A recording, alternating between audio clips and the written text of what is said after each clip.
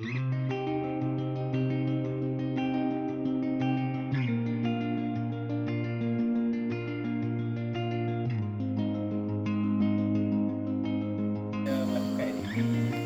ni lah. Okay. So untuk aktiviti memanah ni dia tak bahaya pun, tapi yang bahaya dia ketika kita mengendalikan Panah busur. busur. Okay. So tolonglah untuk memanah ni kita mengamalkan sistem stop and go. Stop and go ni bermaksud kalau kita dah habis anak panah kita akan tunggu sampai semua orang habis dulu, baru boleh pergi ke depan dan pastikan anak panah ni kita letak belah tangan kita.